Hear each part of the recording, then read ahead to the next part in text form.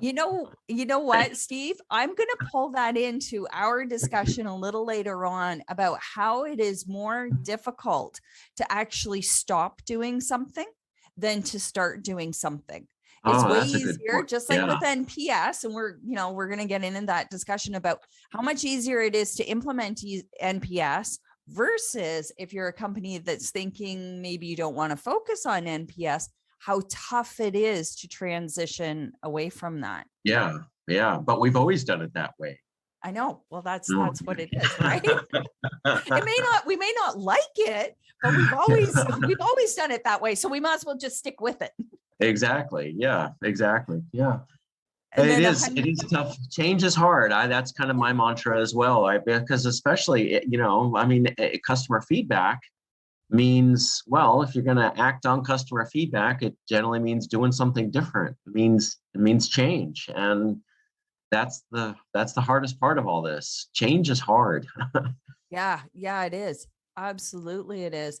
So I'm hoping through this discussion and as people ask their questions that we can give as much as we can around well-rounded view about NPS, but then also some of those bigger questions around change and what does it mean when you collect this feedback and how do you work with it? So I'm hoping, we'll talk about NPS, but obviously NPS is just part of a bigger either voice of the customer or customer feedback program. And so Should be. Yeah. Yes, it should. Yeah. Yes, it should. I think you and I will both hammer that home, and then I will be hammering my little closing the loop. Really, really important. So I think we're like almost there, James?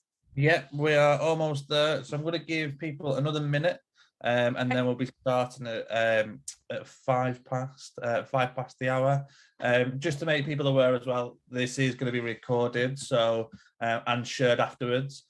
So either for those that obviously want to re-watch it for note purposes, or if you have to drop off early, for example, or for people that can't make it today, it will be shared in the pre-flight channel, and it will also be shared on LinkedIn as well.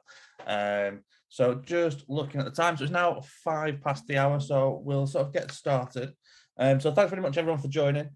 So this pre-flight webinar is going to look all about NPS.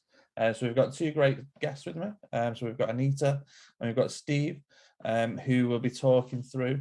So the main points for today is we're going to have a bit of an introduction. We're going to look at what is NPS. Then we're going to look at what questions should you ask in your NPS, and then also how to use NPS data to understand your customer. We'll have a bit of a recap, and then, like I say, there'll be a time for Q&A at the end. So we do have the Q&A tab. So if everyone sort of puts their questions in there, we'll go through them one by one at the end.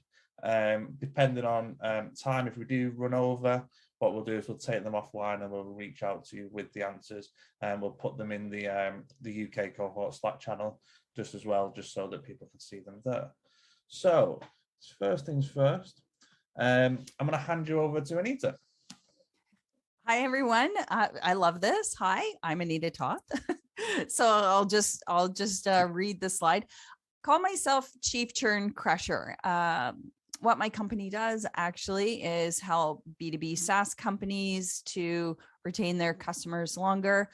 Our particular way of doing it is by providing deep customer insights so that CCOs or chief customer officers, customer success leaders are able to make the best winning outcomes or winning decisions based on context-driven data. And that data, part of it is NPS. So we do surveys, we run focus groups and interviews, both churn and exit interviews for our clients. And that's how we reduce churn and hopefully make the customer's experience much better. Amazing. Thank you very much. And we've got Steve. Good afternoon. Good morning. Hello. Thanks for allowing me to be here. So I'm one of the founders at Waypoint Group. I should probably explain a little bit. We started the business 12 years ago as a consulting company and research company around best practices in NPS, but for B2B companies. Before starting Waypoint Group with my partners, we left Sapmetrics. And if you know Sapmetrics, you know that we were Sapmetrics. We were the company that did all the research, the science, if you will, behind the Net Promoter Score and the Net Promoter System. This was, you can see I'm kind of an old guy. So 20 years ago, we started looking at what are the best predictors of customer loyalty, and researched longitudinally, the same contacts over time. We looked at initial ratings and then what were subsequent behaviors, and we came up with NPS. Now, what people don't realize is that all the data that we studied, all the industries we worked in were consumer, B2C, consumer stuff. When we started Waypoint Group, it was with the idea of focusing on B2B. What are the signals for B2B companies? And there's a lot of differences. And so regrettably, the NPS consumer methodology seems to have stuck in the B2B world, and we're here to help change that. I think Anita and I are extremely aligned on the whole idea of customer feedback and the methods therein, and the use of NPS is a little bit controversial. So we're excited to get into this, and thank you again for allowing me to be here. Amazing. Thanks, Steve. So the first topic is, what is NPS? So I'll hand this over to you, Steve, and then we'll pass it on to Anita. Okay, well, I'll start. So there are several components to NPS. Now, first of all, NPS was originally discussed as the Net Promoter Score. We did look to try to rebrand it as the Net Promoter System, but the horse was already out of the barn, if you will, right? And so you really, when you're talking about NPS, the right way to think about it is as a system, and there are several components to NPS. It's not just a metric. There are, when we developed NPS, the first thing we did was what we call the sampling strategy. The sampling strategy is, who are the contacts that we should be talking with? And you see, we had a very deliberate sampling strategy. Who are the contacts that we wanted to be working with in various industries, setting demographic targets, et cetera, around quotas, and deciding what would be a good sample, and then following up with those people longitudinally, those same people over time. Now, in B2B, sampling probably means census. Right. If you're a massive airline, you're not going to try to get feedback from 10 million people. But if you're a B2B company with 1,000 accounts, maybe you have 5 contacts on average per account, right? That's 5,000 people. That's still a lot of people. But, from a statistical point of view, the sampling strategy, your audience is a huge part of what you're wanting to do here, because even within the B2B world, we have this notion of a customer, but a customer in B2B is sort of fake. It's sort of not really real, right? Customers are people, and a customer is an account in B2B. So we have to really be thinking about the different persona in the account, end users, decision makers, budget holders, project managers, key stakeholders who are probably not using your platform, probably not interacting with you on a regular basis. It's important to get their feedback too. So anyway, a long story short, let me try to shorten this. There's a sampling strategy. There's a question or set of questions. The recommend question from the Net Promoter System, the Net Promoter Score, is really not a good one for B2B, because who's going to sit around talking about B2B solutions to cut friends, right? You're not going out to dinner with friends and talking about this great new onboarding tool. It just doesn't happen, right? So the questions are really important. The segmentation strategy and the analysis is a very important aspect. And then finally, there is a metric, right, that comes out of this. But and closed loop. Sorry, I missed number 5. I forgot to number 5. So closing the loop. All those aspects are very different. in B2B than they are in consumer world. So if you read the book, the original book around Net Promoter System, and took away this is how we should be doing it, that's true only if you're in a consumer business. If you're doing it in a B2B environment, the differences are so striking. You know, I wrote a book on what those differences are and how to use it. Welcome anybody who wants to reach out to me on LinkedIn, and happy to have further discussions about that. That's my quick overview on NPS. Anita, I know you've got a lot of opinions on this too. Yeah. So yeah, I do. And it's, you know, learning the history of how this came about. I'm somebody who wants context.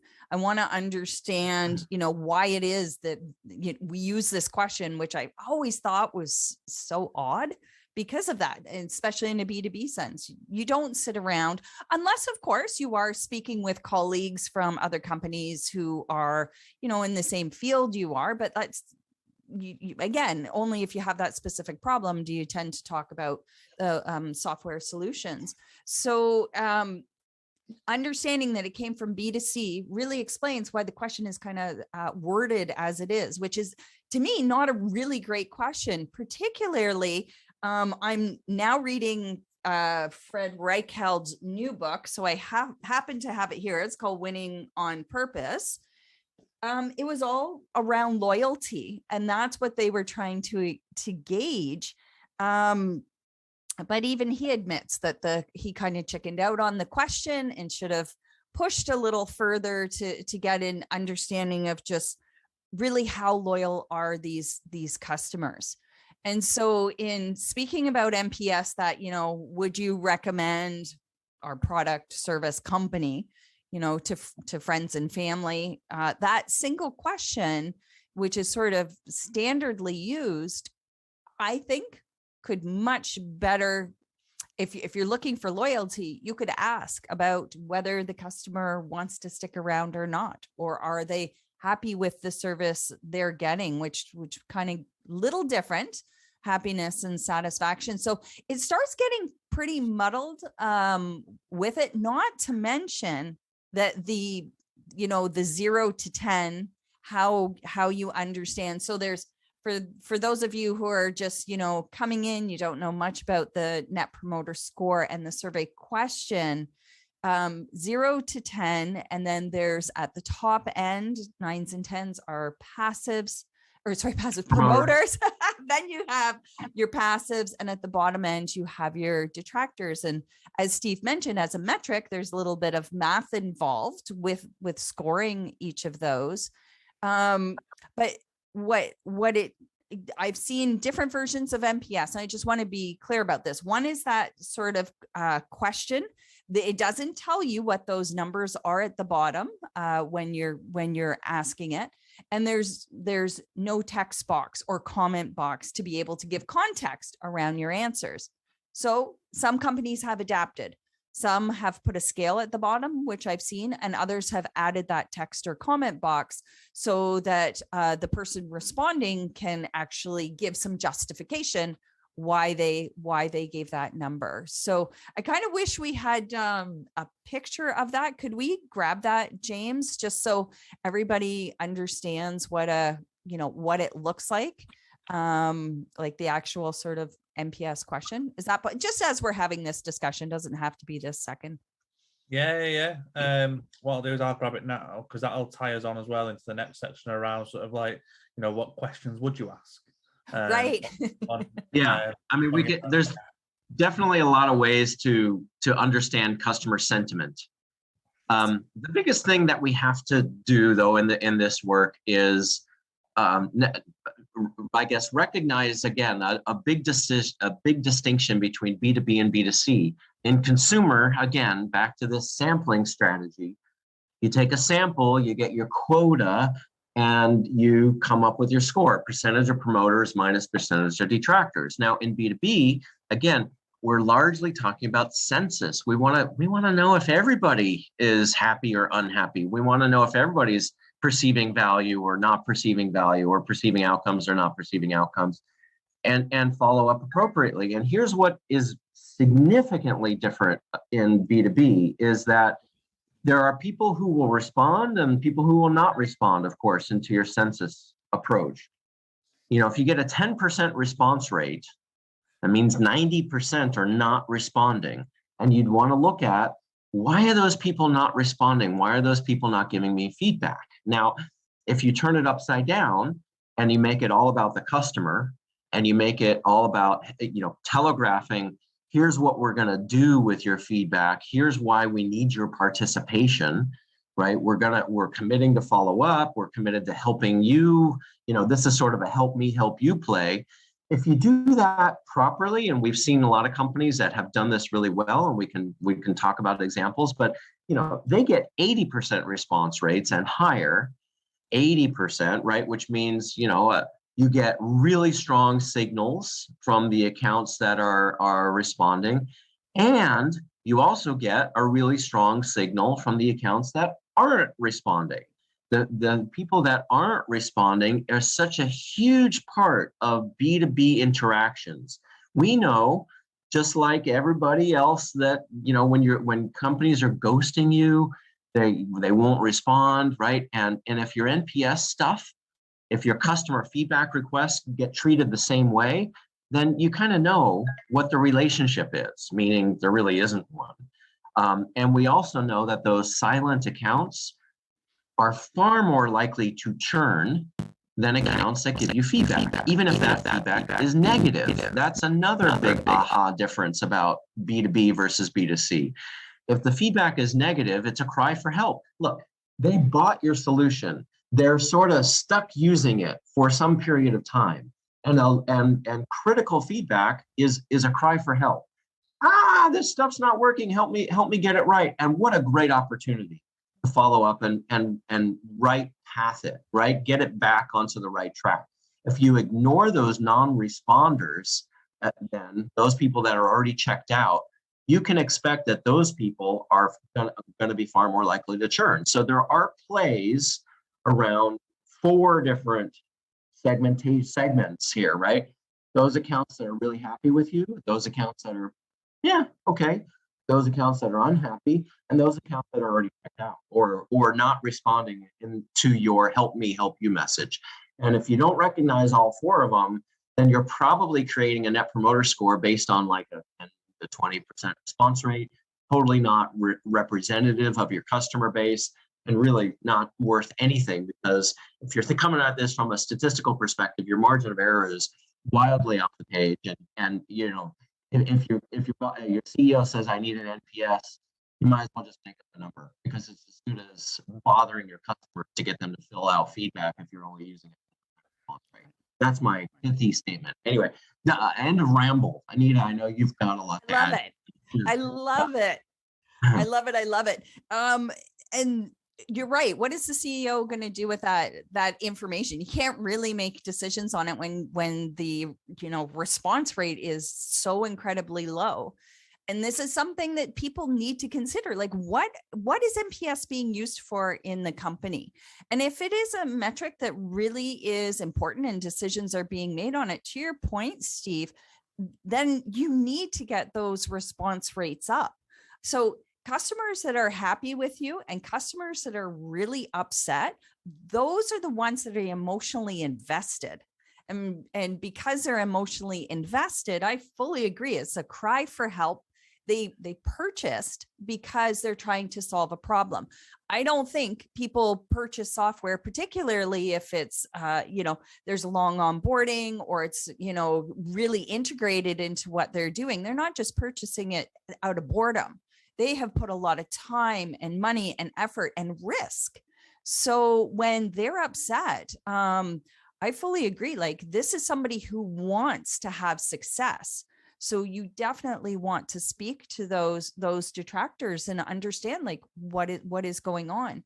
But you get that silent majority, those people who either don't respond or land in the passives where you can't tell where they are. Are they happy? Are they not happy?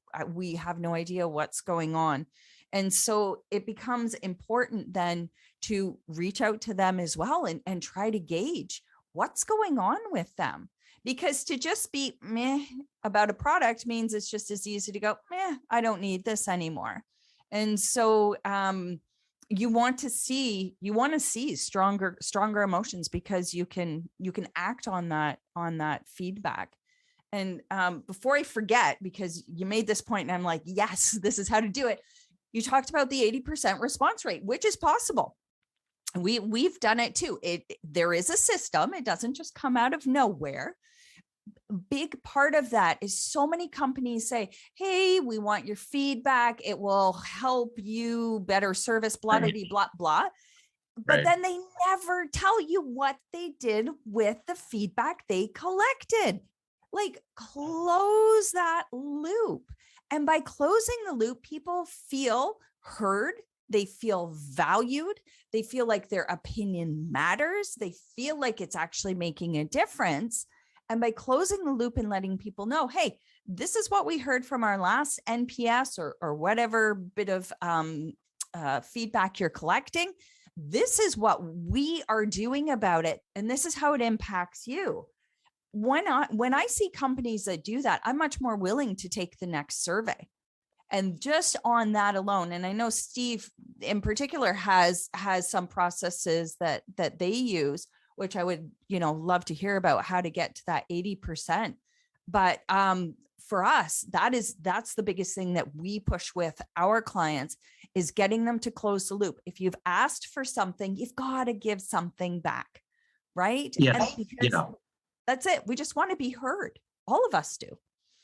I'm always reminded about my I'm a big fan of Oprah Winfrey, I admit. So Oprah had this quote, said something on her retirement show when she retired from television, and the essence was, I've had 30,000 people on this show, and all 30,000 have one thing in common.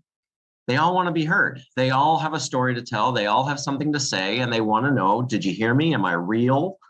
Right? Does this matter? I mean, so when we talk about closing the loop in B2B, there's really three opportunities, right? You can follow up one-to-one with individual contacts. Sometimes in key accounts, especially, it's really more valuable to either augment your one-to-one follow-up or there's a time and place for both, but to do an account level follow-up, meaning coming out of a feedback process is a great opportunity for you in customer success, right? To hopefully your software platform does this for you easily, right? It'll assemble the feedback. Here's the voice of the account. And then it moves right into what we would call a joint success plan, which is, okay, here's what's working and not working in the account. What are we going to do about it? And you can do a simple SWOT analysis, strengths, opportunities, threats, and weaknesses, right? The simple, based on what you as a CSM see, based on what the customer is expressing, put together your SWOT. And then it's really easy. Like, okay, what are we going to do about this? Let's assign action items and dates and owners and make sure that we're on the same page. That is a great use of a QBR, right? Because you've got executives that are all interested. They want to know what the feedback is as well from all their colleagues inside the account. So if you're taking the time to really get the feedback, you can follow up again, one-to-one. You can follow up one to account. You can also follow up one to many, right? And with long tail accounts where you can't do JSPs with every account, sometimes, aggregating the feedback and putting together a plan for addressing it in the aggregate at the cohort, right?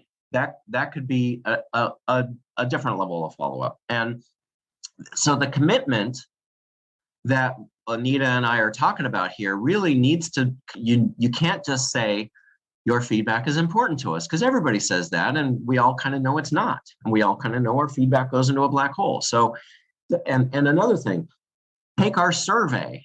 I don't want to take your survey, right? But if it's like, if the vendor comes to me and says, my job is to make sure that everything's working right, will you take a couple of minutes to assess your experience with us, so that I can follow up with you and make sure that we course correct where we need to?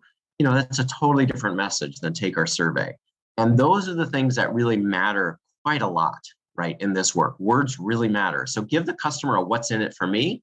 Make sure you invite all the right people, right? Make sure you ask the right questions. make sure you have a good follow-up strategy for dealing with it on any of those levels.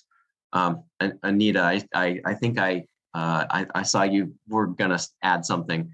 I need like almost a checklist for every point, because like you just say it and I'm like, oh yeah, I can say this to that and I can say that. The other thing, and maybe I'll just start here, is so I got rid of the official language of sampling and I talk about segments, just because we talk about customer segments. It seems like an easier way to bring it together. You also want to be comparing apples and apples, right? When you're talking about in B2B, your decision makers, well, perhaps your decision makers NPS or even other customer feedback will be different from stakeholders, will be different from your end user, will be different from your champions. So you're not just like, and fully agree with what Steve says, there's 3 opportunities to close the loop, but there's also opportunities to look at that data across all the accounts as well with that particular, I'll say, segment of individuals. And so it's not just in the account itself. You really want to see, are most decision makers, if you're using NPS, giving us this score? Then you have to ask the big question of why. Why is it like this? And surveys are great, but surveys, and NPS being one, it's a monologue. You want to turn this into some sort of dialogue. So whether, like Steve mentioned, at the QBR, you can use this, what was a monologue, and springboard it into a dialogue, or you can get customers and actually start interviewing them formally to start finding out, why are we getting these responses? Because without actually going back to the customer and speaking with them, you're just left kind of guessing. You're left you don't know exactly why. Yeah, go ahead, Steve.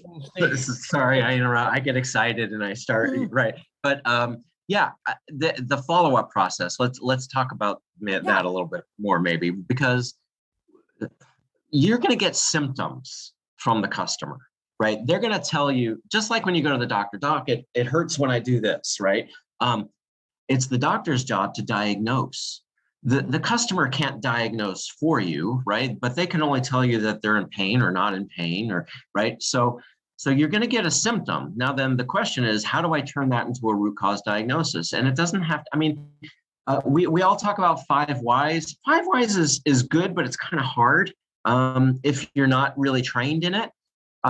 We like to just understand, well, what did you expect instead? Tell me, what did you experience exactly? What did you expect instead? Why did you expect that? Right? So 3 questions, and these 3 questions can work for promoters, passives, detractors, non-responders. You can always ask, well, tell me, overall, what was your, I see that you rated this particular area low, or, tell me what's going on. Okay, you're not happy with this. Tell me, what did you experience exactly in this regard? Now, what did you expect instead? Why did you expect that? Did we tell you that? Like, did sales tell you that when you first bought? Did marketing say? Is a competitor doing that? Is another platform you're working with doing that? I mean, where's the disconnect? Is it? And so the more you can kind of fill in root cause from those discussions with the customer, the easier it's going to be for the rest of the business to do that cohort level follow-up. And I just want to double click and totally underline what Anita said about persona. The experience, if you're going to ask a decision maker, what did you experience? Clearly, it's going to be different than what an end user experienced. So if you're creating this, I like to call it an ORPL, right? That magical combination of an apple and an orange, right? An ORPL, which doesn't exist in the real world, nor should it exist in the business world, right? So don't create ORPLs, right? We have apples and we have oranges, we have bananas, whatever.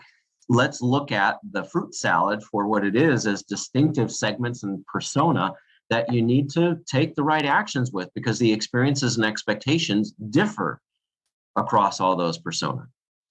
Steve and Eva, do you have like a way of, so do you have like certain like questions, like if you frame them in a certain way, work better as a response rate than others, or do you have like a specific style of how you would write questions to get, with a comment box to get more information out of a customer rather than getting, say, like just a score or maybe like a one sentence or something like that? Right. I want to say like there's a whole bunch of things that we do. Steve gave a really good example with the, help us assess. We try to same thing. We try to stay away from the word survey, and it's all, we do other things as well to help people realize that there's something in it for them. Like one thing, and it's driving me mad, and it starts with an NPS. And I've noticed big companies doing this. My bank just did it the other day, and I just wanted to lose my mind. So I open their email, and there's the NPS there, right? How likely are you, blah, blah, blah, blah. And then I click on it, and suddenly there's like 9 other questions. And nowhere in there did they mention how long it was going to take me to do this. And I was so upset. So I would have filled out the one because that's what it looked like I was only going to be answering. So I want to say that, first of all, you got to look at the question, and yes, how you ask the question. Is there a comment box, a place for people to respond? Please, please, please tell them how long it's going to take. If you're going to make NPS the first question in a series of questions, and then what they will get at the end. So just, a single sentence, please respond to our survey, something like that. You have to really fill it out. Like, even for yourself, if you're creating this, stop and think, like, what would I like to have somebody write to me if I was going to receive this? And so, those are the different things that you have to consider besides just the actual question that you're asking itself. That's right. I would, to add to that, I mean, in exchange for the gift of your feedback, right, we're going to follow up. And to say something, though, this is, we're taking careful consideration of your time. This has been designed to take no more than 2 minutes, 3 minutes, whatever it is, right? It certainly shouldn't be more than 5. If your questionnaire is longer than 5 minutes. So there's oftentimes a lot of questions that I get about, well, how long should it be? How many questions is fair? And I would say, well, here's a trick or a technique. Maybe, in your battery of questions that you want to ask, there might be 20 questions in total, but no one persona probably has experience with all of them or should get them all. So one of the issues that we always find is, well, we don't know the persona of all these people. We have them in our CRM system, we have titles, but we don't really know their persona. So we can't do this. Well, and that's not true. One of the sneaky things that we like to do in our questionnaires is, the first question is to do something like, in order to make sure that this questionnaire makes best use of your time, right, please select the sentence that best describes how you work with us, right? And there could be some sentences there that kind of describe the persona. And then you use logic in the questionnaire design to make sure that you're asking only the right questions. So you might have 20 questions that you want to kind of understand, but don't ask execs about support. They're not interacting with support, right? As an example. So you're going to get answers to your questions across your persona, and make sure that you're respectful, time constrained, and that that the experience, the question, the assessment experience, if you will, really should exemplify the kind of experience you want your customers to have in general. If your NPS thing is difficult, confusing, annoying, right, that's not a good signal to send to customers, right? Instead, it should be well designed, well thought out, respectful of their time, as a good example of the kind of experience you want customers to perceive, feel. Brett, Anita, I see you shaking your head, and yeah, that was it. That was a crappy experience. Just putting that NPS question in the email, I click on it and there's like 8 other questions. That was not a good experience. And that's what I'm walking away with. So my interaction may have been good, or my experience in the bank, or I can't even remember what it was, or they just send it out, periodically throughout the year. Cause that's the other thing, is you've got to question, how often are you sending these surveys out? And are there other surveys that might be better? And is marketing also sending out surveys, or product? Like, it's not just looking at customer success and what's being sent out from there, but are they getting 20, 30 surveys in a year? I don't know. Like with some companies, it is quite like you almost feel like you're always just getting surveys, because there's also no coordination cross-functionally. And I want to mention that as well, that there's opportunities to speak with other teams. And if you want to, this is what we do with some of our clients, is create a bigger annual survey, so that then we can get into those much longer, questions, a little more in depth. But again, it's really got to show, what does the customer get out of taking their, 10, 15, 12 minutes to fill out this on, for you, if there's no benefit back to them? You've got to prove with your actions that you value your customers. So closing the loop, I think, is one of the top priorities. It's not gaining the metric. It's not gaining the feedback. It's what have you done with this feedback, and how are you letting your customers know that they are valued and you value their time? That's like, to me, there's any lever you want to pull to really get higher response rates, better engagement, better understanding of who your customers are and what they value, close the loop. So then they will start filling these surveys out a little more frequently. Yeah, can I got two thoughts. If I can add on that, I'm going to pile on. So the first thing is, we talked a little about words, assessment, surveys, et cetera. We a lot of our, well, not all of our clients brand, or at least name their program. So, we can talk, I guess I shouldn't give client names on a public webinar, but, let's say, so as an example, Waypoint Group, right? My company, we call our program WOW, Waypoint on Waypoint, right? Doing our practicing what we preach.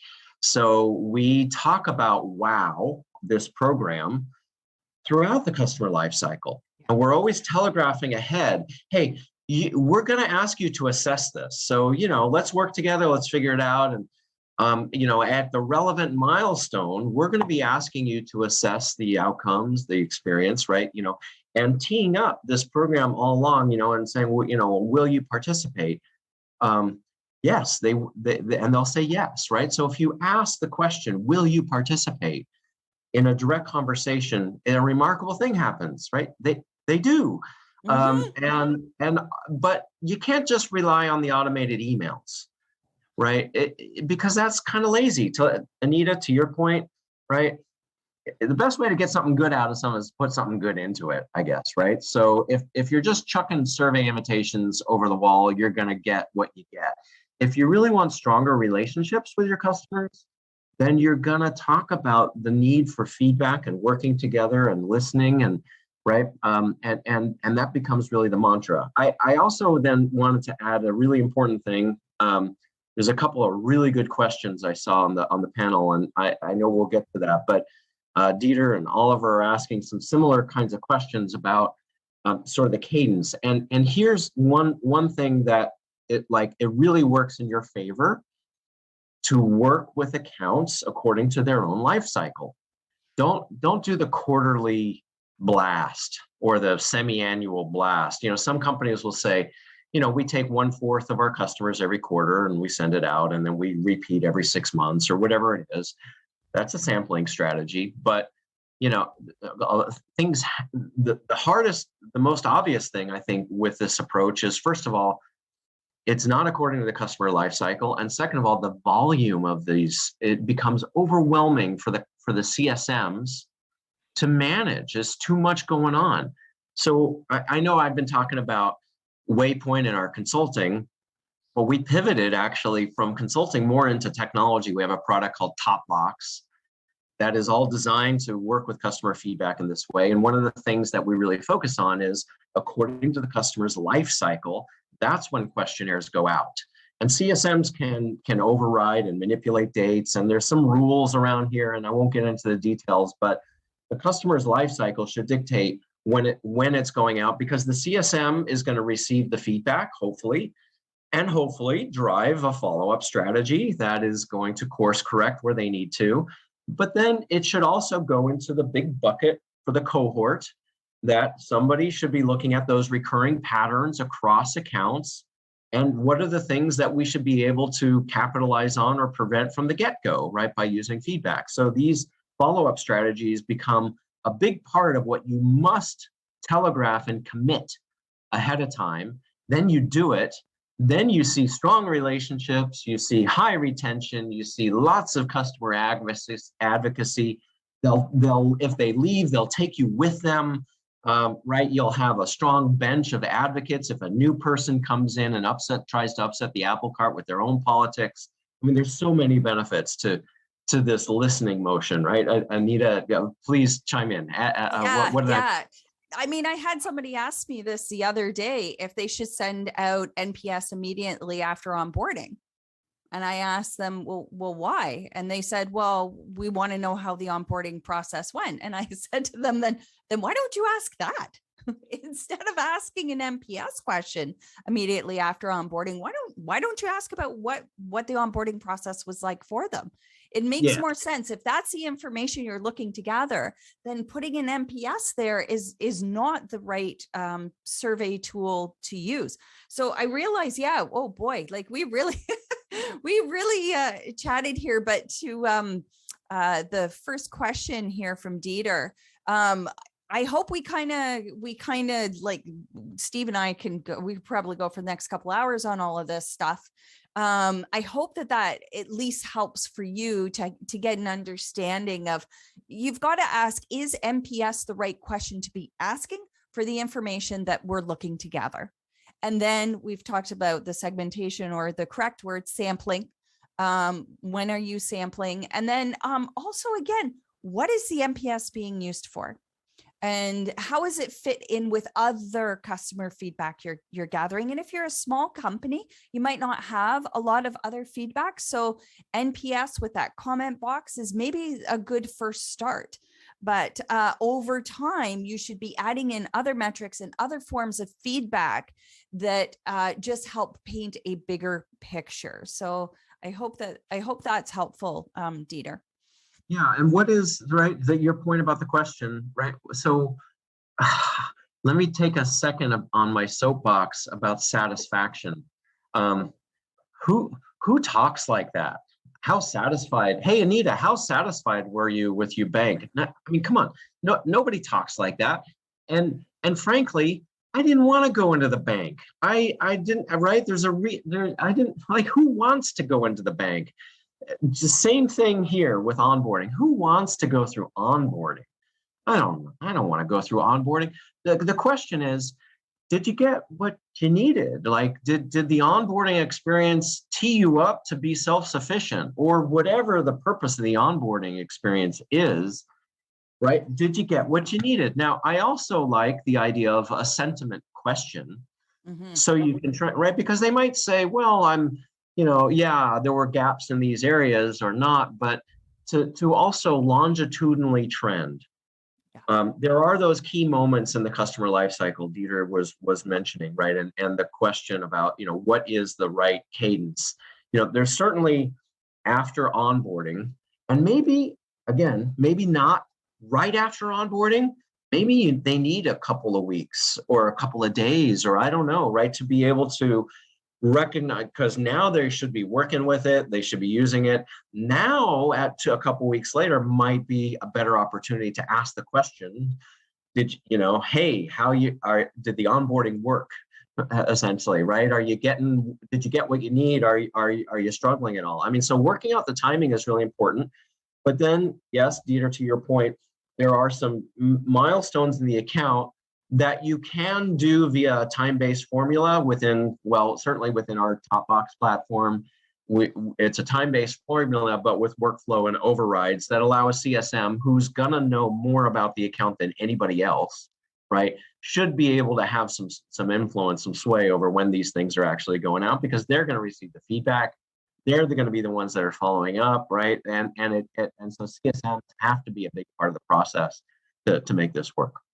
Yeah. So James, I know we're almost done. How would you like to do? Wait, you're going to have to rein Steve and I in here.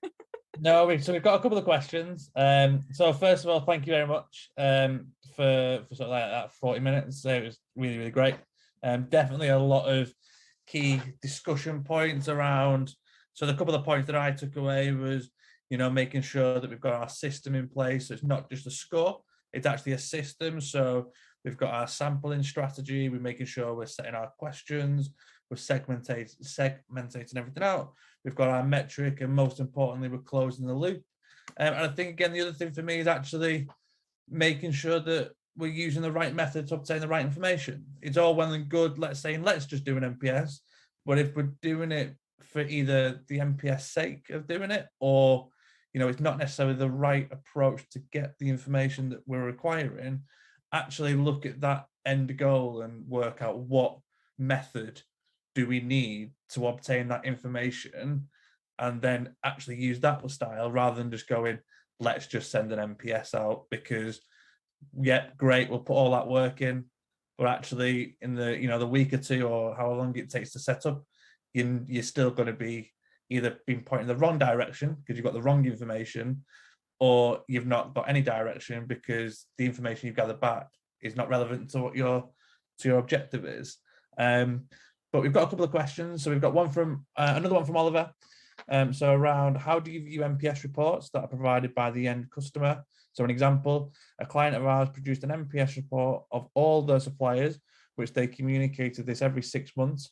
So you could see how you rated versus other suppliers, some being direct competitors. Me, Anita. I'll always do, right. So Topbox produces a report that we use to read out, and there's a couple of parts to this. One is showing how the customer is rate all the people in the account, right? So if you're going to, you've got these persona-based questionnaires, I would hope, right? The system, that whatever system you're using, I would love for you to look at Waypoint's Topbox, but if whatever system you're using needs to put together an account view, and then that account view, you can, it will be anonymized, right? Because you wouldn't see who responded to what questions, right? So putting those things together in an anonymized fashion to share back to the account, super important. And you don't want to throw anybody you don't want to throw anybody under the bus. So we kind of like this anonymized understanding of showing what's working and not working. But then the other thing we add to it later on is how do your ratings compare to similar accounts, right? So if you're an account that looks like X, it's a key account in this industry with this sort of tenure. What do other accounts like you feel about all the same things that we're asking? And it becomes a very clear way to identify the gaps. So if you see, picture like a bar chart that shows various strengths and weaknesses, and then picture a line across that might show the customers, that account's viewpoint, and you can very easily see where there's positive gaps. Things are going better in this account than other accounts, or negative gaps. Things are not going as well in this account compared to other accounts. And that becomes an easy way to pinpoint what the things are that you want to focus on within any individual account. Now, at the same time, sometimes it's really good to be working with partners and give them access to the data too. So I really wanted to highlight that there's an opportunity to not just work with your end customer, but if you're working with partners as well, this should be an important aspect, and allowing customers to see the data would be a super critical play. Anita, what's your take on this, on the reports and Right. So it's actually what we talked about earlier. So Oliver, I would ask them, what's the response rate and who responded? It still comes down to that. You have to have an understanding of, if it's 5% of the customer base, then I think it's a great opportunity at that time to educate around some of the things we talked about, and that it's not just for NPS, but just questioning their customer feedback, or, voice of the customer program. And are there opportunities to improve it? Like, what key insights are being missed that are you need to make critical business decisions?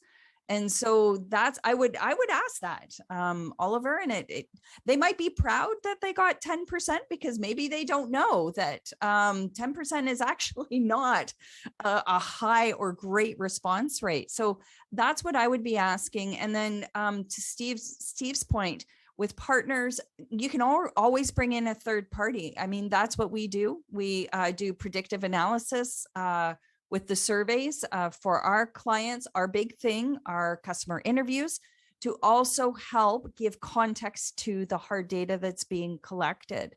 So going back to that, ask, and who's doing it for them? Are they doing this in-house? Is it a third party? There's all sorts of questions that you can ask around, that NPS report that they gave you.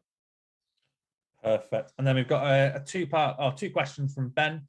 So question number one is around, how do you change perspectives of the SMT and other department leaders within your business about NPS? When everyone is looking for a score and have little understanding beyond that they do on Google can be tricky. And the second question, it seems like in many circumstances, a numbered score may or may not be viable. In your opinion, what is important to use NPS and generate a score? When is it important to use NPS and generate a score? Who would like to take this question? Wow, that's a lot. Just those two. I'll do second question, and part of that. For me, again, we provide context-driven data. So a lot of that is the qualitative. It's what they type in the box for a survey. It's customer interviews. It's using other types of customer feedback to help build out the story. Really, that's what you're asking. What's the story going on here? When you're asking a question like NPS, it's a measure to help tell a story. Where it becomes problematic is where NPS is a target. Okay, well, we now have to increase our NPS by 1 or 2 in the next quarter, 1 or 2 quarters. So I prefer and really encourage this story view versus just seeing it as a metric or as a goal to be hit. It is just a measure. That's all it is. And again, it can be parsed out, right? You have the actual number, the metric itself. And then if you're asking those qualitative questions, then you have more of the story in the context. So I think it really, again, depends on what are you using this data for? What do you plan on doing with it? What type of decisions are you making? And that will better help you decide whether you need to add more qualitative feedback to this, or is just creating the metric enough. So that's my little bit on that. Steve? Yeah. Well, the couple thoughts about the metric, the score. I mean, yeah, telling a story is the important piece around this. But so there's a lot of ways to understand the sentiment of a cohort. You can use the Net Promoter calculation to understand the sentiment of a cohort. Let's say decision makers in strategic accounts, right? You can use the NPS method. What I prefer, though, actually as a metric is the percentage of promoters, right? So let's say you've got 100 accounts. You got on average 7 people in each account. So that's 700 contacts that you probably want to be working with, right? You send out your questionnaire, a year goes by, right? And you get, let's say, out of your 700 contacts, you get a 10% response rates. So that's 70. Now, how many of those are promoters? Let's say 10% of those are promoters. So that's 7. So now your promoter rate, your advocate rate, whatever you want to call it, is 7 out of 700. Yeah. Right? Because you need to know from 700 people, right? In this example, right? What are they thinking and feeling? So 7%, holy shit, that's really bad, right? That's what you would say. You should say that, right? And now you've got a couple of things that you can do to move the needle, get more people to respond, for example, right?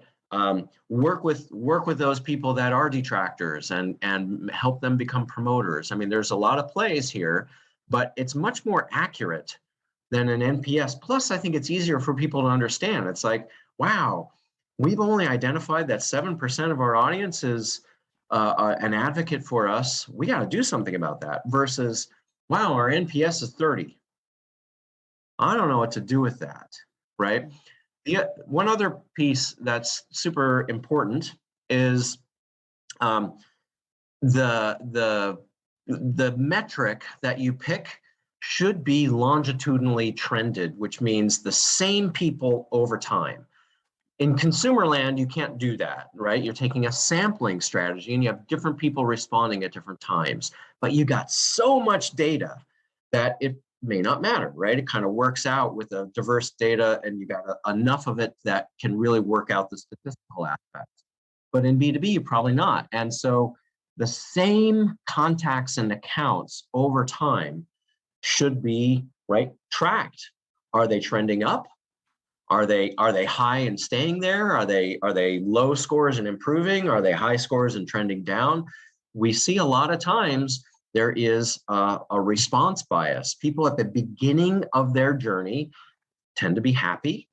They're like excited about using it. They're onboarded. It's all good. And then if you're not paying attention to your respondents, then what happens is those people start not responding to later questionnaires. New people are coming in. And so you're like, look, our NPS went up or it's flat. It's great. But the mix changed. So you can't do that. Back to Anita's point about apples and oranges.